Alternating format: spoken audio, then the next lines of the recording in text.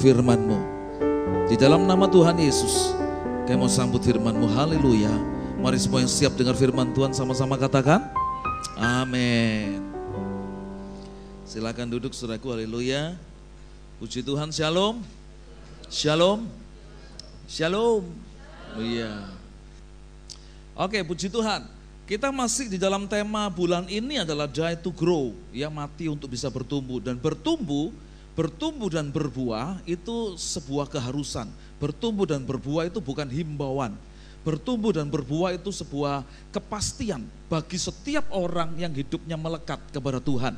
Jadi kalau kita hidupnya melekat sama Tuhan, hidup di dalam Tuhan, otomatis ada perubahan-perubahan kehidupan.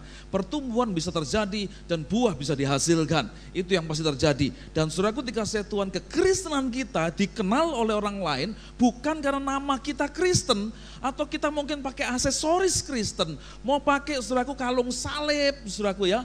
Atau saudara punya cincinnya ada tulisannya Kristus, atau mungkin di rumah saudara ada gambar-gambar tentang semua ayat firman Tuhan, gambar-gambar tentang Tuhan Yesus.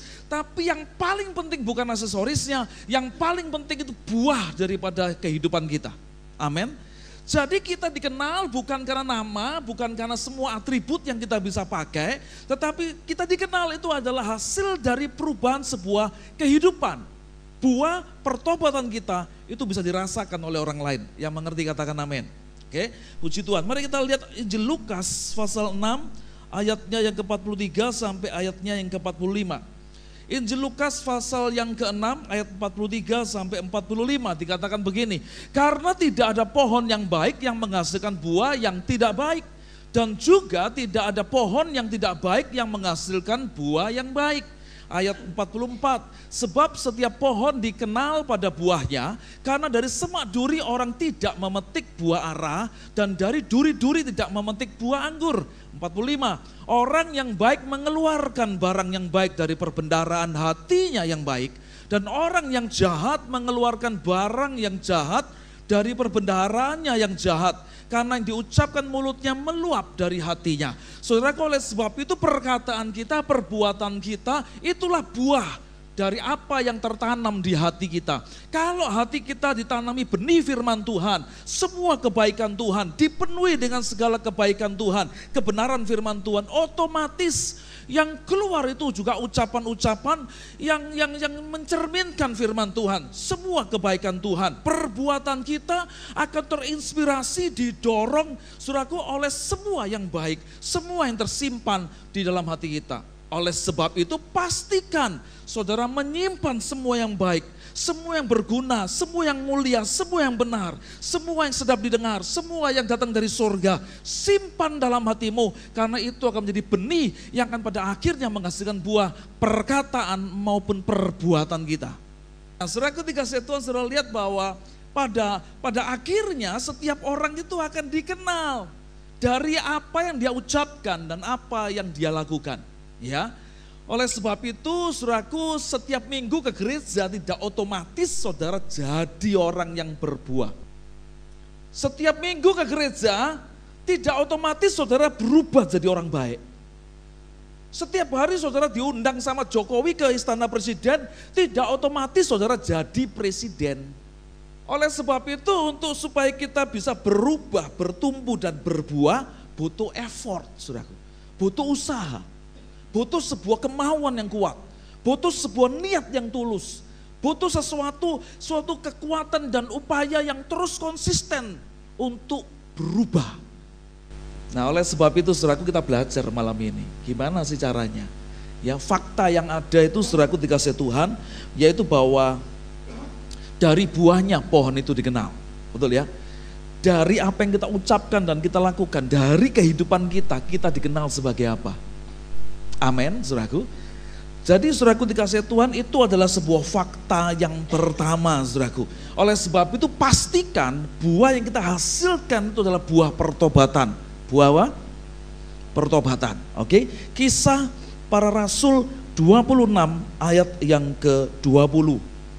Kisah Para Rasul 26 ayat yang ke-20.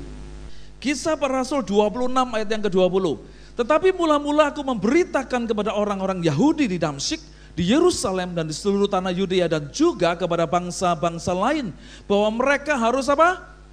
Bertobat dan berbalik kepada Allah serta melakukan pekerjaan-pekerjaan yang apa? Sesuai dengan pertobatan itu. Jadi saudaraku dikasih Tuhan, setiap orang yang mengaku dirinya bertobat sudah seharusnya hidupnya tidak boleh sama dengan ketika dia belum bertobat.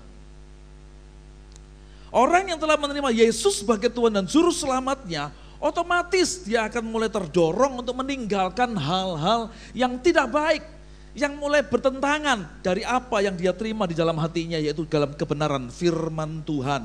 Jadi yang pertama pastikan saudaraku, yaitu kita menghasilkan buah dari pertobatan kita. Orang lain bisa ngelihat, orang lain bisa merasakan.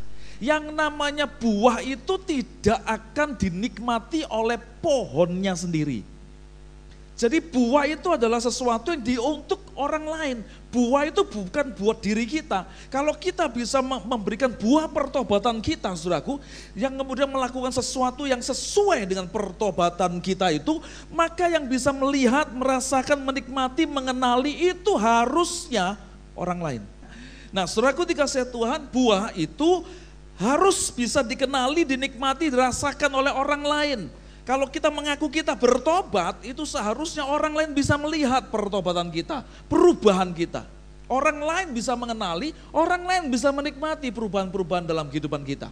Saudaraku dikasih Tuhan, hasil dari buah pertobatan yang kita hasilkan, itu kita jadi berkat buat jiwa-jiwa. Otomatis kalau kita ini sudah menerima Yesus sebagai Tuhan dan Juru Selamat kita, memenuhi hati kita dengan kebenaran firman-Nya, dan kemudian apa yang di hati kita memancar keluar dari perkataan kita dan perbuatan kita, sehingga itulah yang dinamakan buah pertobatan, dinikmati orang lain diberkati, orang lain pun pada akhirnya terima Tuhan Yesus melalui hidup kita. Sehingga buah pertobatan kita itu akan menghasilkan buah yang berikutnya, namanya buah jiwa-jiwa bagi Tuhan. Roma pasal 16 ayat yang kelima. Ayo kita lihat sama-sama. Roma pasal 16 ayat yang kelima. Salam juga kepada jemaat di rumah mereka. Salam kepada Epenetus, saudara yang kukasih, yang adalah apa?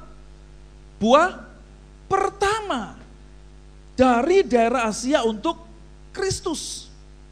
Waktu Rasul Paulus bertobat, terima Yesus sebagai Tuhan dan Juru Selamatnya, maka buah pertobatannya muncul, saudaraku. Dia yang dulu dikenal jahat, suka memenjarakan pengikut Kristus, benci, penganiaya jemaat Tuhan. Begitu terima Tuhan Yesus, berbalik, berubah 180 derajat. Dan apa yang terjadi? Dia kemudian menghasilkan buah pertobatan. Dan ketika buah pertobatannya mulai keluar, dirasakan oleh jemaat-jemaat yang ada di sana, saudaraku. Kepada Epenetus dikatakan, yang merupakan buah pertama, jiwa pertama, yang dimenangkan bagi Kristus. Nah, oleh sebab itu jangan saudara pikir bahwa yang namanya berbuah itu sebuah himbauan. Karena berbuah itu sebuah keharusan. Sebab kalau kita tidak berbuah, baik buah pertobatan maupun buah jiwa-jiwa, karena kita sudah seharusnya jadi berkat buat jiwa-jiwa, sampai mereka kemudian boleh dibawa kepada Kristus, saudaraku. Maka akibatnya adalah kita ditebang. Lukas 13 ayat yang ke-6 sampai 9 dikatakan begini, lalu Yesus mengatakan perumpamaan ini, seorang mempunyai pohon ara yang tumbuh di kebun anggurnya, dan ia datang untuk mencari buah pada pohon itu. Tetapi ia tidak menemukannya. Ayat yang ke-7, lalu ia berkata kepada pengurus kebun anggur itu, sudah 3 tahun aku datang mencari buah pada pohon ara ini, dan aku tidak menemukannya. Tebanglah pohon ini, untuk apa ia hidup di tanah ini dengan apa? Percuma. Jadi kalau ada pohon tidak menghasilkan buah, itu percuma. Tidak ada gunanya. Oke, terus ayat 9, ayat 8, jawab orang itu, Tuhan, biarkanlah dia tumbuh tahun ini lagi, aku akan mencangkul tanah sekelilingnya dan memberi pupuk kepadanya. Ayat 9, mungkin tahun depan ia berbuah, jika tidak, tebanglah dia. Saudaraku dikasih Tuhan, saudara, dari ayat ini kita tahu bahwa yang namanya berbuah itu bukan himbauan. Berbuah itu bukan cuma sekedar, saudaraku, yaitu saran, nasihat. Ya, berbuah itu sebuah keharusan. harus. Saudara suka atau tidak suka, saudara dinantikan buah saudara. Ya, kalau kita tidak berbuah, ditebang, dibuang ke dalam api. Oke, jadi saudaraku dikasih Tuhan, itu faktanya. Bahwa fakta yang pertama, pohon itu dikenal dari buahnya. Hidup kita sebagai pengikut Kristus dikenal dari perbuatan dan perkataan kita. Dan itu kalau kita hasilkan yang baik, jadi berkat buat orang lain. Orang lain pun kita bisa menangkan bagi Kristus. Ya, yang kedua, fakta yang kedua, yaitu saudaraku dikasih Tuhan bahwa yang namanya bertumbuh berbuah itu keharusan. Bukan ya kalau mau silakan, kalau tidak mau ya tidak apa-apa, tidak maksa, tidak ada hukum itu di sini. Dengan kata lain saudaraku dikasih Tuhan, pastikan ya hidupmu itu bertumbuh dan berbuah. Amin. Amin. Yang mau berbuah bersama-sama berikan tepuk tangan dulu buat Tuhan Yesus kita. Haleluya. Yes. Nah, saudaraku dikasih Tuhan, sekarang caranya seperti apa? Saudaraku, kita akan bisa menjadi orang yang bertumbuh, orang yang berguna, orang yang bermanfaat. Saudaraku, kalau kita menghasilkan buah, ya. Dan untuk bisa berbuah ada caranya. Yang pertama, pohon itu kalau mau bertumbuh dan berbuah mesti tertanam. Oleh sebab itu, kita tidak boleh sembarangan menanam diri. Saudaraku, kita tidak boleh sembarangan menggabungkan diri, saudaraku, kepada tanah media yang tidak subur. Pastikan tempat di mana kita tertanam itu tempat yang subur. Dan pastikan, saudaraku dikasih Tuhan, kalau kita sudah tertanam, maka saudara bisa bertumbuh dan menghasilkan buah.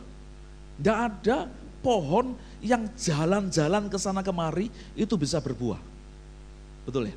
Dicabut, ditanam di sini, ya. Kemudian belum bertumbuh, belum apalagi berbuah, cabut lagi, tanam lagi di sana, cabut lagi, tanam lagi di sana. Tidak bakal bisa berbuah, mati ya. Betul ya? Nah, oleh sebab itu syarat yang pertama harus mau tertanam. Mazmur 92 ayat 13 sampai ayat 16. Ya, orang benar akan bertunas seperti pohon korma, akan tumbuh subur seperti pohon aras di Libanon. Terus, mereka yang ditanam di bait Tuhan akan bertunas di pelataran Allah kita. Terus, pada masa tua pun mereka masih berbuah menjadi gemuk dan segar. Terus, untuk memberitakan bahwa Tuhan itu benar, bahwa ia gunung batuku dan tidak ada kecurangan padanya. Jadi pada akhirnya hidup kita itu untuk memberitakan kebaikan Tuhan. Nah, saudaraku dikasih Tuhan, ada dua macam pohon yang digambarkan tadi itu ditanam di pelataran di mana? Di pelataran bait Allah. Coba mundur lagi di ayat yang ke-13. Mundur lagi satu ayat. Orang benar akan bertunas seperti apa? Pohon korma dan akan tumbuh subur seperti pohon aras di Libanon. Saudaraku, dua pohon ini istimewa.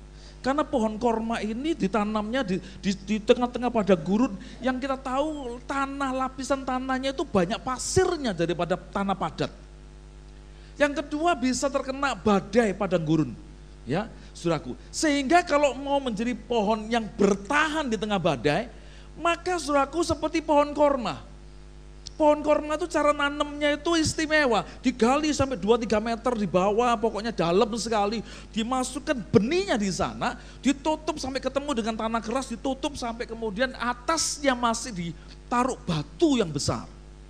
Supaya apa? Supaya tidak cepat-cepat tumbuh ke atas. Dikasih batu, sengaja dikasih batu, supaya apa? Supaya pohon korma ini lebih mengupayakan dirinya untuk bertumbuhnya ke bawah. Akarnya itu yang bergerak ke bawah. Tidak cepat-cepat tuh batangnya itu bertumbuh ke atas. Fondasinya itu yang harus kuat. Dan menurut buku yang saya baca itu akarnya bisa sampai jauh. Bermeter-meter sampai dari tempat yang jauh. Untuk mencari sumber mata air. Untuk bisa mencengkeram bumi dengan kuat.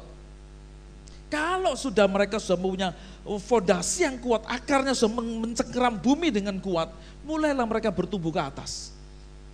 Sampai semikian kuatnya, maka sampai bisa menggulingkan batu yang ada di atasnya benih ini, saudara. kekuatannya pohon korma seperti itu. Tujuannya untuk apa? Cara nanamnya seperti ini. Supaya kalau kena badai padang gurun, tidak gampang tumbang. Kalau kena badai, saudaraku, tidak gampang tercabut akarnya. Jadi orang Kristen yang dikatakan seperti ini, saudaraku, sebagai orang benar, saudara dan saya, kita mesti punya akar yang kuat, menancap, berakar di dalam Kristus Yesus Tuhan kita. Amin. Oleh sebab itu tidak boleh asal nanem, tidak boleh asal ke gereja, tidak boleh asal baca firman, tidak boleh asal sembahyang, tidak boleh asal kebaktian, tidak boleh asal pelayanan. Tapi serius, saudaraku. Karena kalau enggak, saudara akan jadi pohon yang gampang tumbang, kena badai sedikit tumbang, kena masalah sedikit geblak.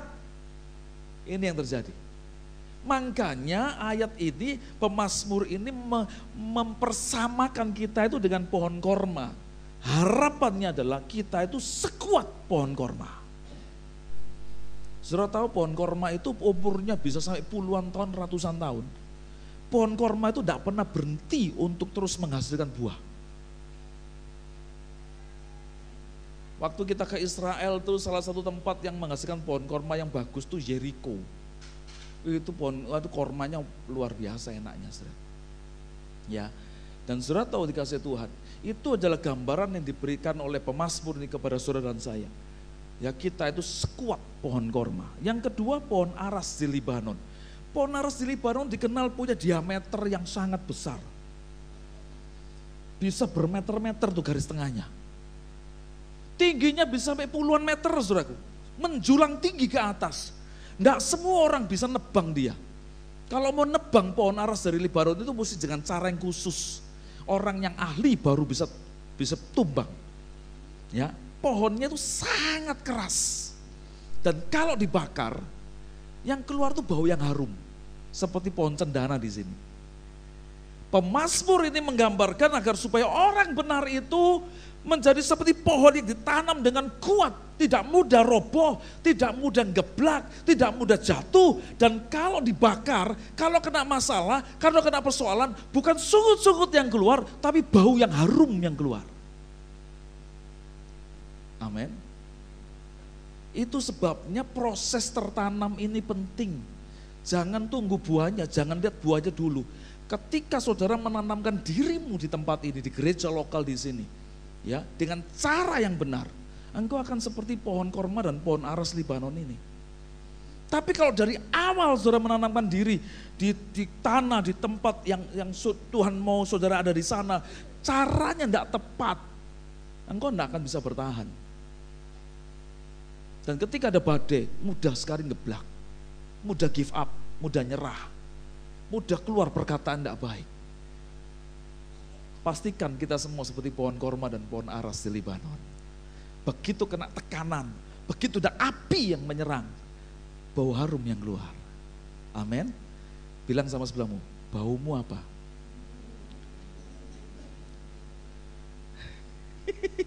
Mambu apa bro? Sebelahmu bro, mambu apa? Jadi itu yang pertama, mau tertanam. Katakan mau tertanam. Mau tertanam. Yang kedua, mau diproses dan dibentuk. Mau diapain? Diproses dan dibentuk. Ya, saudaraku, di dalam Yohanes pasal 15 ayat yang pertama dan ayat yang kedua. Yohanes 15 ayat yang pertama dan yang kedua dikatakan begini. Akulah pokok anggur yang benar dan Bapakulah pengusahanya. Perhatikan, saudara baca satu perikop ini. Itu konsep saudara mesti ngerti di ayat yang pertama. Kalau saudara paham di ayat yang pertama ini, saudara akan mudah memahami 8 atau 7 ayat berikutnya. Satu perikop itu. Saudara melihat bahwa ini dasarnya.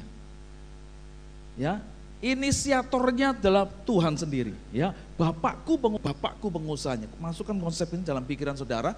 Setelah itu saudara bisa akan mengerti ayat 2 dan sampai ayat 8 itu saudara bisa mudah untuk memahami. Ayat yang kedua.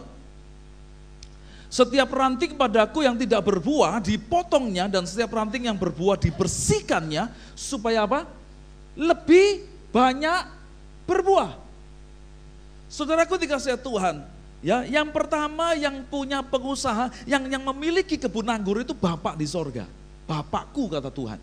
Yang jadi pokok anggur, sumber dari seluruh kehidupan kita semua, saudaraku dikasih Tuhan, itu Tuhan Yesus. Ya. Dan ketika kita semua sudah dicangkokkan kepada Dia, melekat sama Dia, maka harapannya itu berbuah. Dan sudah berbuah, jangan ngomong tidak berbuah, pasti dipotong. Jangan ngomong tidak berbuah, pasti akan dipangkas. Ya, kita ngomong sudah berbuah.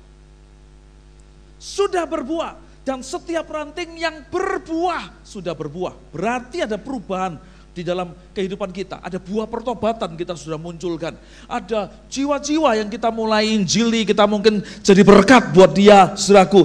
Tapi saudaraku dikasih Tuhan, ketika Tuhan Yesus sebagai pokok anggur itu melihat kita masih belum maksimal, saudara akan diproses. Saudara akan terus diproses, saudara akan terus dibentuk. Sudah pelayanan, sudah berubah, sudah tidak seperti manusia lama, sudah berubah, sudah tidak lagi mungkin ngomong kotor, mungkin bergaul dengan orang-orang yang tidak baik, sudah tidak.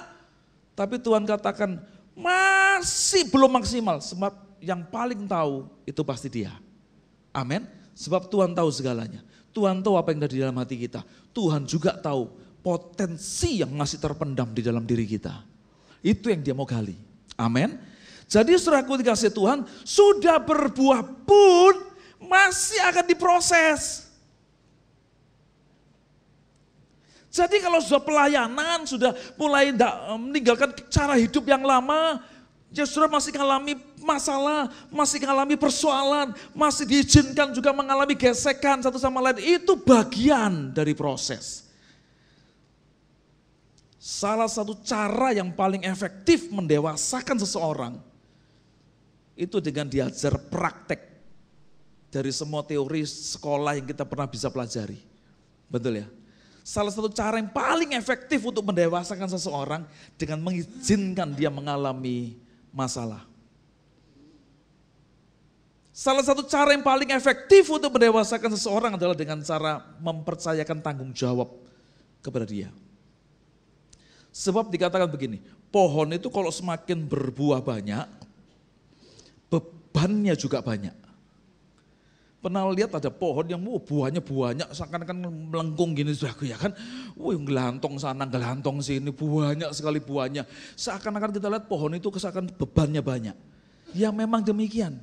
Semakin banyak buah yang sudah bisa hasilkan, kelihatannya bebanmu tambah banyak. Tapi dengar baik-baik.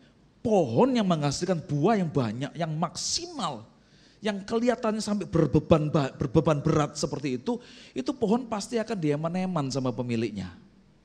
Betul enggak? Disayang sama pemiliknya. Ini pohon ini Pak, kalau setiap kali berbuah, manis buahnya. Tak eman-eman Pak, yang lain ditebang enggak apa-apa Pak, yang ini jangan ini. Istimewa buahnya, betul Pak, betul? Ya kan? Nah oleh sebab itu kalau saudara bisa menghasilkan buah, buahmu maksimal, buahmu lebat, saudaraku, dan buahmu itu berkualitas. Buah yang manis, buah yang menyenangkan, saudaraku dikasih Tuhan, pasti saudara akan disayang. Yang pertama sama Tuhan, yang kedua sama sesama manusia. Otomatis. Jadi stop lebay. Amin. Enggak usah lebay. Bapak enggak tahu sih perasaan saya bagaimana. Saya ini kan Pak, saya ngempet Pak di hati. Untung enggak udunan saudaraku, ngempet terus ya kan. Untung enggak pencuan saudaraku. Ya, saudaraku dikasih enggak usah lebay. Enggak usah mengasihani diri sendiri. Enggak usah caper cari perhatian atau baper. Apa baper itu? Ya sudah itu pokoknya wis. Ya saudaraku dikasih Tuhan, kalau kita bisa menghasilkan buah yang lebat, buah yang maksimal, buah yang berkualitas, Tuhan sayang kita. Bukan cuma Tuhan yang sayang kita, ada banyak orang sekitar juga sayang sama kita. Amin. Dia eman-eman. Saudaraku. Nah oleh sebab itu saudaraku dikasih Tuhan, mesti mau diproses dan mau dibentuk. Relakan hatimu kalau engkau masih mengalami proses. Aku ini coba kurang apa coba? Wah, ya kan? Pelayanan. Kadang-kadang tak korbankan waktu sama keluarga. Kadang-kadang aku berkorban dana, uang juga keluar buat pelayanan. Kurang apa coba aku? Dan tidak ada orang bisa menghasilkan berbuah. Tidak ada orang yang bisa menghasilkan buah tanpa pertumbuhan. Oke? Nah, saudaraku, ternyata buah itu merupakan sebuah akibat. Yang pertama, saudaraku dikasih Tuhan, akibat Tuhan di dalam kita, kita di dalam Tuhan, maka ada buah yang dihasilkan. Yang kedua, ternyata saudaraku dikasih Tuhan, kita bisa berbuah itu karena ada usaha, effort, ada sebuah upaya, ada harga yang harus kita bayar supaya kita bisa menghasilkan buah. Saudaraku. Coba kita lihat ayat dulu ya. Kita lihat ayatnya di dalam Yohanes pasal 15 ayat 5 sampai 8. Yohanes 15 ayat yang kelima, akulah pokok anggur dan kamulah ranting-rantingnya. Barang siapa tinggal di dalam aku dan aku di dalam dia, ia berbuah banyak. Sebab di luar aku kamu tidak dapat berbuat apa-apa. Stop dulu saudaraku. Oke, ayat 5. Oke, saudara lihat. Buah itu dihasilkan dari persekutuan kita dengan Tuhan. Kalau Tuhan di dalam kita, kita di dalam Tuhan, kita bisa berbuah. Oke? Kesempatan dan kemungkinan berbuah itu terbuka lebar pada waktu Tuhan di dalam kita dan kita di dalam Tuhan. Kenapa? Karena ada Tuhan di dalam kita dan kita di dalam Tuhan, kita tidak akan pernah bisa tinggal tenang sampai semua kehendak dan rencana Tuhan tergenapi dalam hidup kita. Betul? Kalau Tuhan di dalam kita dan kita di dalam Tuhan, kita ngerti kehendak Allah, kita tidak akan bisa tinggal tenang, berpangku tangan di rumah sebelum kita bisa melihat semua rencana Tuhan terjadi bagi orang-orang di lingkungan kita, bagi kota kita, bagi gereja kita. Tidak bisa. Maka itu sebabnya saudaraku, waktu dikatakan Tuhan di dalam kita, kita di dalam Tuhan, itu ada inspirasi yang muncul. Tidak bisa diam. Karena Tuhan akan ngomong dalam hati kita. Tuhan akan dorong kita untuk tidak bisa tinggal tenang sampai semua yang Tuhan kehendaki, yang Tuhan rencanakan, itu terjadi. Dan Tuhan kita Tuhan yang bekerja. Saudaraku. Dan Tuhan ngomong gini, sampai saat ini pun aku masih bekerja. Amin. Amin. Dia sudah naik ke sorga, tidak ada di tengah-tengah kita. Roh Kudus yang menggantikan posisinya dia di dalam diri kita, saudaraku. Tetap aja Tuhan Yesus berkata, aku akan berdoa, bersyafaat buat kamu. Jadi dia akan terus berdoa buat kita. Dia akan terus mendampingi kita, menyertai dan menolong kita. Sampai semua rencananya selesai, tuntas di dalam hidup kita. Nah itu sebabnya saudaraku, orang yang percaya di dalam dirinya ada Tuhan Yesus dan hidupnya itu melekat sama Tuhan, tidak bakal bisa tinggal tenang. Terus tidak bikin apa-apa, tidak bakal. Setiap hari ada dorongan di sini. Ayo berbuat sesuatu, berbuat sesuatu. Ayo jadi berkat, jadi garam, jadi terang. Dikasih inspirasi sama Tuhan, dikasih ide yang baru sama Tuhan, dikasih kekuatan sama Tuhan, dikasih sesuatu yang membuat kita bisa bergairah. Saudaraku, yang namanya Tuhan di dalam kita itu entheos, bahasa aslinya. Entheos itu artinya Tuhan di dalam kita. Itu akar kata dari antusias. Kalau kita percaya Tuhan di dalam kita, maka di hidup kita ini antusias, saudaraku. Tidak ada hidup yang loyo, yang biasa-biasa. Gimana kabarnya? Segini Pak. Ya pekerjaannya lah ya begini Pak. Tidak ada. Kita akan antusias. Bicara pekerjaan antusias, bicara pelayanan antusias, bicara mengenai keluarga antusias, bicara apa saja kita antusias. Yang mengerti katakan amin. Ya, oke lanjut ayat 6. Barang siapa tidak tinggal dalam aku, ya dibuang keluar seperti ranting dan menjadi kering, kemudian dikumpulkan orang dan dicampakkan ke dalam api, lalu dibakar. Ayat yang ke-7. Jikalau kamu tinggal di dalam aku dan firmanku tinggal di dalam kamu, mintalah apa saja yang kamu kehendaki dan kamu akan menerimanya. Stop, saudaraku. Saudara lihat. Minta apa saja kalau sudah mulai ada kesatuan, kebersamaan di dalam Tuhan, Tuhan dalam kita, kita dalam Tuhan, pasti mintanya tidak akan ngawur, saudaraku. Mintanya itu pasti akan muncul dari dorongan yang ada di hati kita, di mana Tuhan tinggal di situ. Permintaannya akan menjadi permintaan yang kudus. Permintaannya bukan untuk memuaskan daging kita.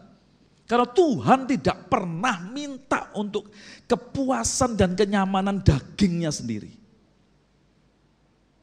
Yang dia minta apa? Biarlah kehendakmu yang jadi. Tahu dia bakal ditangkap, disiksa seperti itu di Taman Getsemani, dia berdoa. Jikalau mungkin lalukanlah cawan ini daripadaku. Tapi janganlah kehendakku yang jadi, melainkan kehendakmu yang jadi. Saudaraku. Nah saudaraku dikasih Tuhan, kalau kita di dalam Tuhan dan Tuhan di dalam kita, pasti yang menjadi dorongan kita, yang menjadi yang paling utama dalam hidup kita, itu kehendak Tuhan. Sudah bukan kehendak kita lagi. Pada waktu Tuhan mengetahui motivasi kita, pada waktu Tuhan mengetahui isi hati kita, ya tujuan dan semua yang mewarnai kehidupan kita, maka otomatis Tuhan percaya bahwa apa yang dia berikan kepada kita pasti akan dipergunakan untuk kembali menjadi kemuliaan bagi nama Tuhan. Tidak akan buat diri kita sendiri. Amin, saudaraku. Nah itu sebabnya ada inspirasinya di sini. Ya, ayat yang berikutnya yang ke-8. Dalam hal inilah Bapakku dipermuliakan, yaitu jika kamu berbuah banyak, dan dengan demikian kamu adalah murid-muridku. Dengar baik-baik saudaraku. Saudara lihat, perhatikan ayat ini.